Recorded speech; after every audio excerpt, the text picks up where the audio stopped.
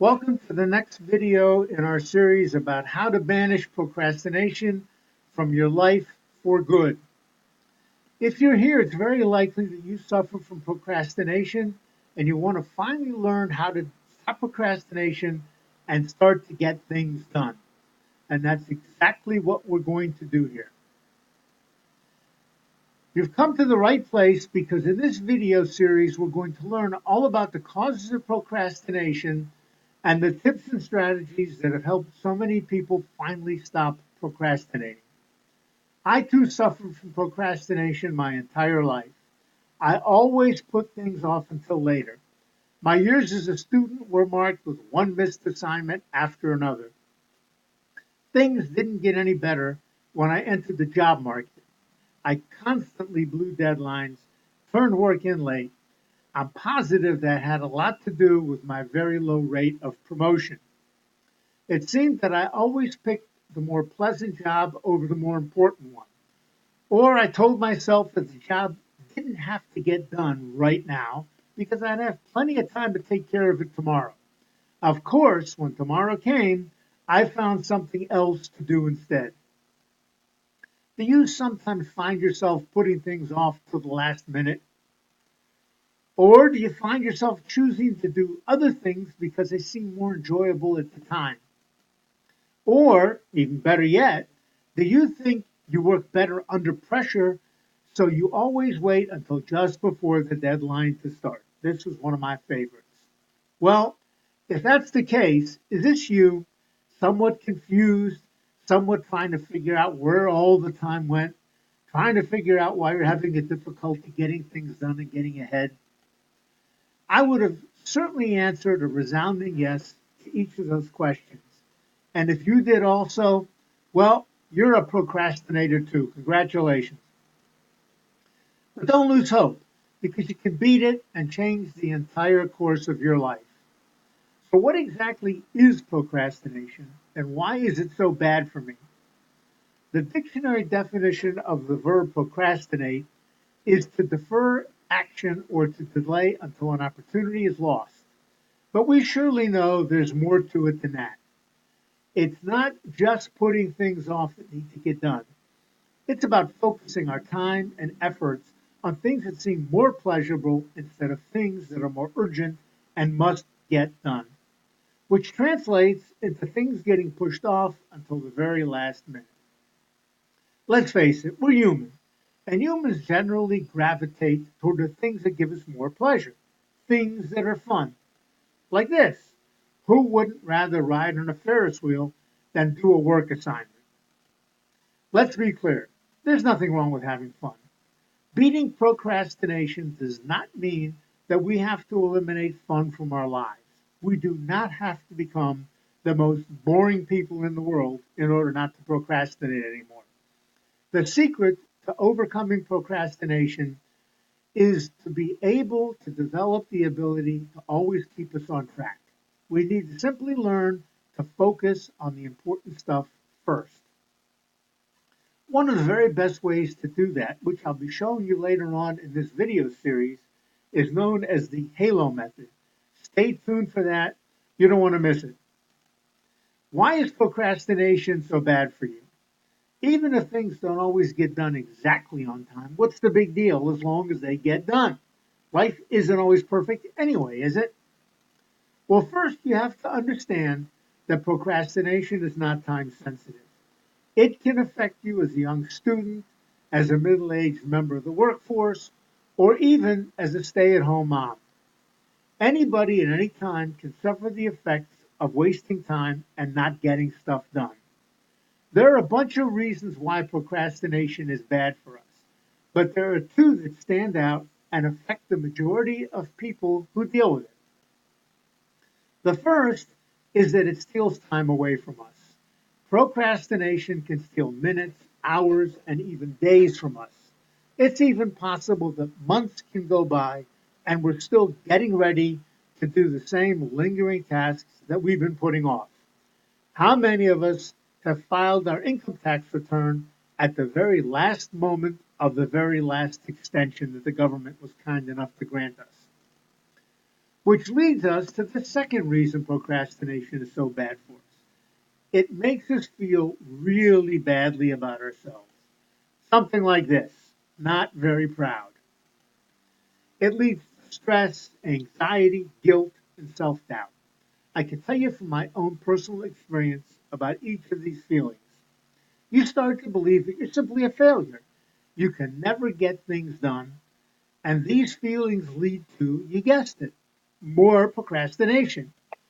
As tasks continue to pile up, it becomes more and more difficult to get a handle on things and to get started.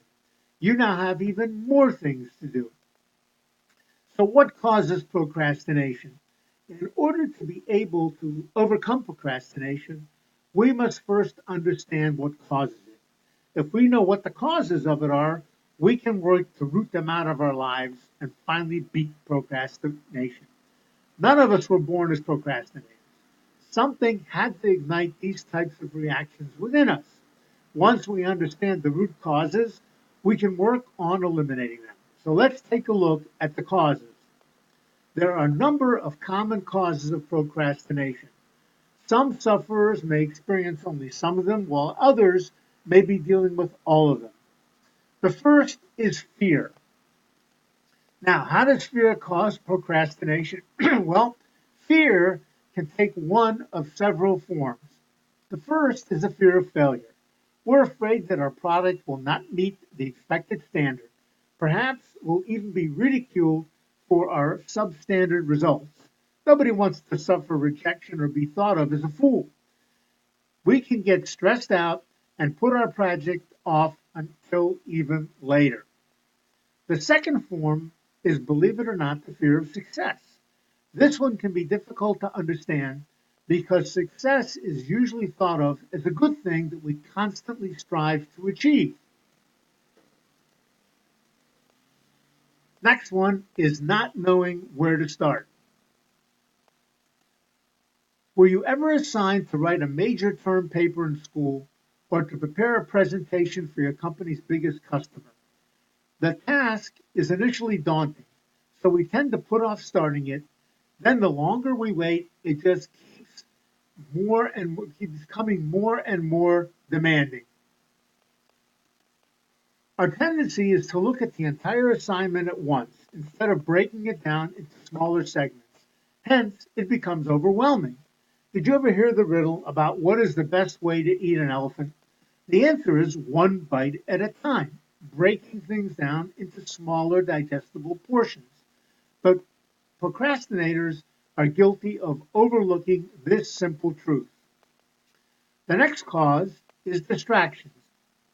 We are bombarded with distractions in our current lifestyle. We have emails, social media, Netflix, television. They're all within easy reach and stand ready to keep us from accomplishing our tasks. It's easy to say, I'll just check my emails real quick and then I can get started.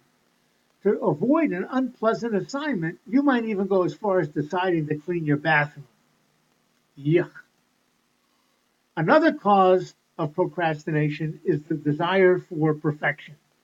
Inherently, we all want to do our tasks to the best of our ability. None of us will ever be proud of doing shoddy work. We want our results to be as perfect as they can be. And as a result, we tell ourselves that we have to take time to properly plan out how we'll best accomplish this. As a result, our planning has a tendency to drag on and on. Days turn into weeks, and we fall into our usual pattern of procrastination once again. The next cause of procrastination, this is one of my favorites, is I work better under pressure. I've told myself that many, many times. This is one of my personal favorites. I've been using it for as long as I can remember. But it's totally counterproductive because you're actually increasing your stress and anxiety levels by doing this to yourself. The next cause is lack of time. This is one of our most common excuses for procrastination. Let's face it, we all have busy lives and full schedules. Yet somehow we still manage to eat, sleep, bathe, and clothe ourselves. When something has to get done, it does. The truth is that we do have enough time, when it's important enough to us. When something has to get done, it does. The next cause is lack of organization. There's a famous old saying that goes like this: failing to plan is planning to fail. Not initially designing a plan to get your desired results will leave you with incomplete assignments and being frustrated. Tasks that are not organized tend to grow and become overwhelming. They do not get easier as time goes on. Well, now we know what causes our procrastination. Identifying the causes is our first step toward eliminating the problem from our lives forever. And we'll be getting into that in the next series of videos. The next upcoming videos in the series, we're going to define the various solutions we can use, and we're actually going to develop our plan to defeat procrastination. In the meantime, if you'd like to see some of the methods that worked so well for me, go to this website to learn more, or you could just click on the link in the description.